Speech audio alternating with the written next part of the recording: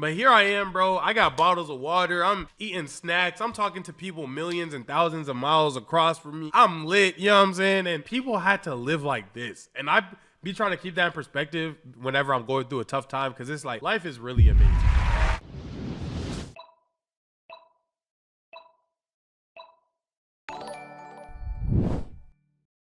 Lost Legacy, why it sucked to be a Viking. Now, if it's anything that Vinland Saga was like, then I don't need a refresher. Okay, them boys were getting beat. They were getting their cheeks clapped unconsensually. They were getting village pillaged and pillaging villages, and their boats were sinking in icy lagoons, bro. It was horrible.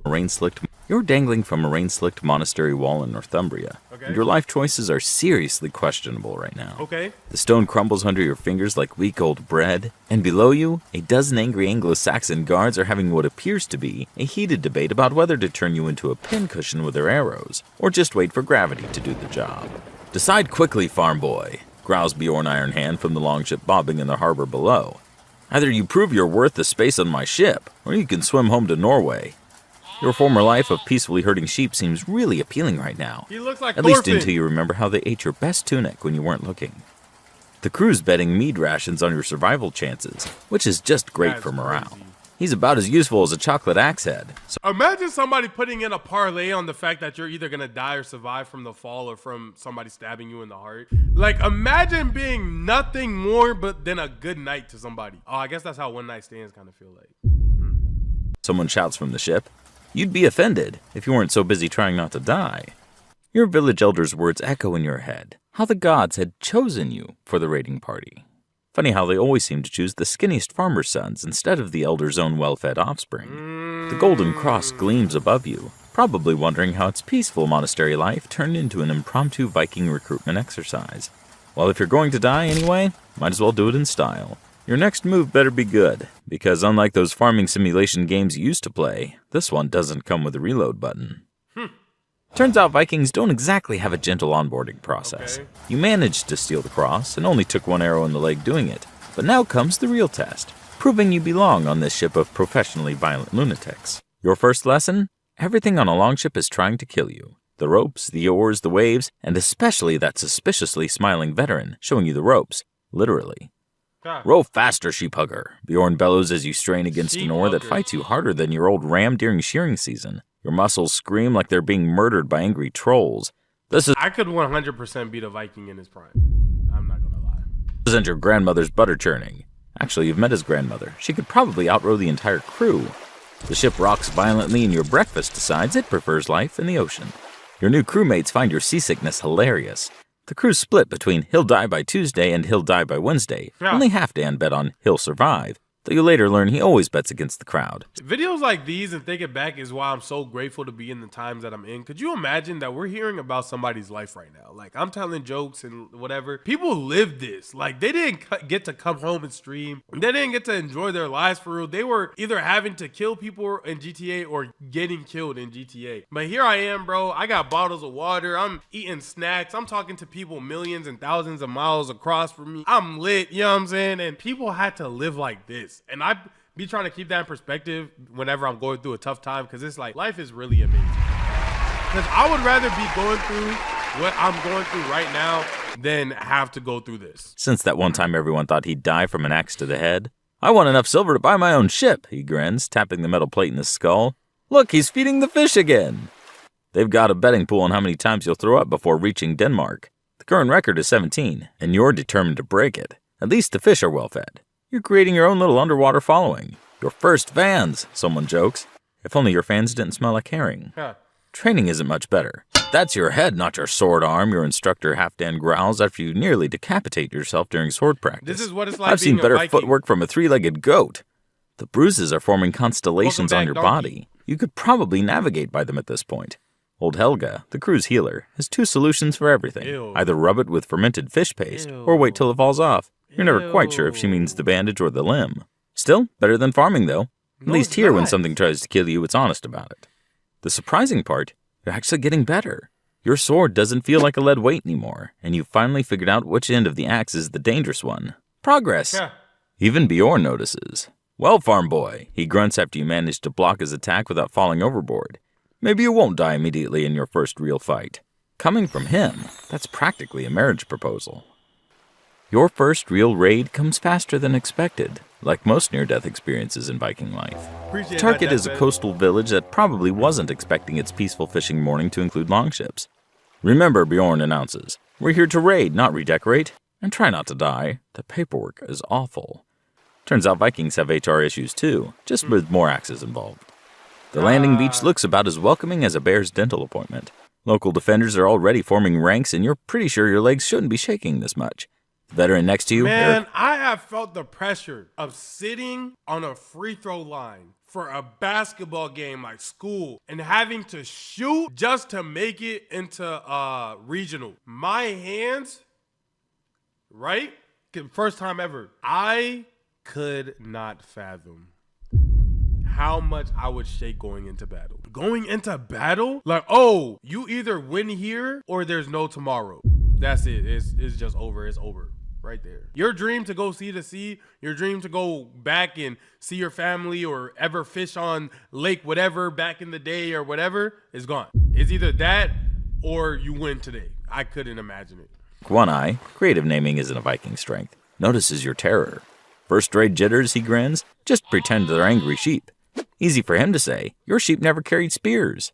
Everything becomes chaos faster than your sister's wedding after too much mead. You're swinging your sword like your life depends on it, because it does, when you spot a defender trying to flank Bjorn. Without thinking, you tackle the man into a conveniently placed pile of fish. Nice move, farm boy, Bjorn shouts, though maybe next time less fish, more sword.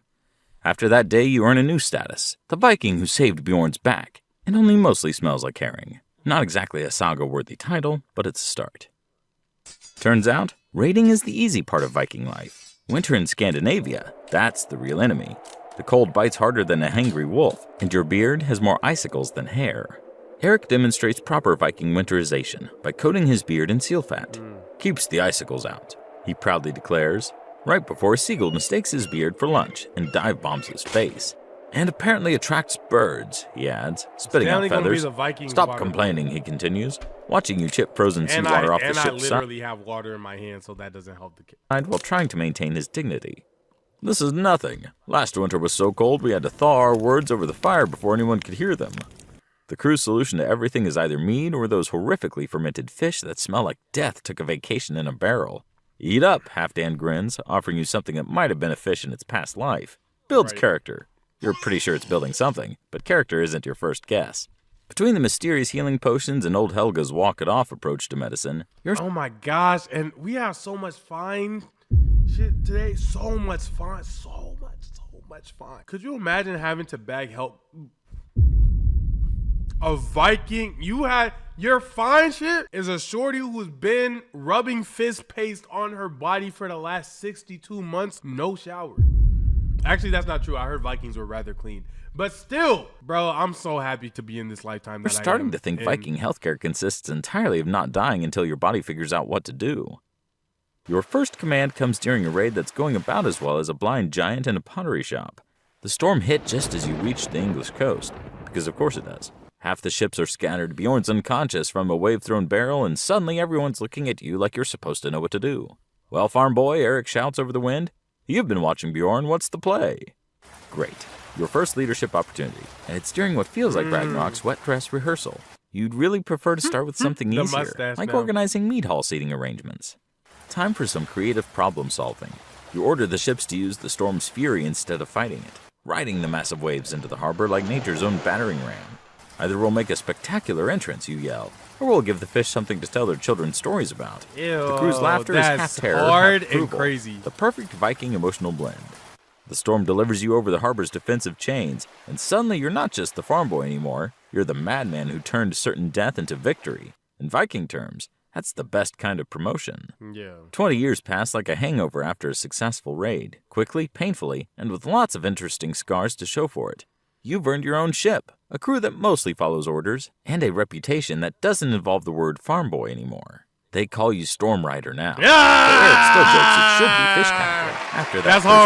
That's hard. You're leading your own raid when you spot a familiar sight. A young recruit dangling from a wall, looking about as confident as a chicken in a fox den. The crew's betting on whether he'll fall, and suddenly you're remembering your own first raid. Give them a chance, you tell the veterans. Some of them grumble. You distinctly hear going soft and probably another sheep hugger. The kid makes it, though his landing looks like a drunk goose trying to ice skate.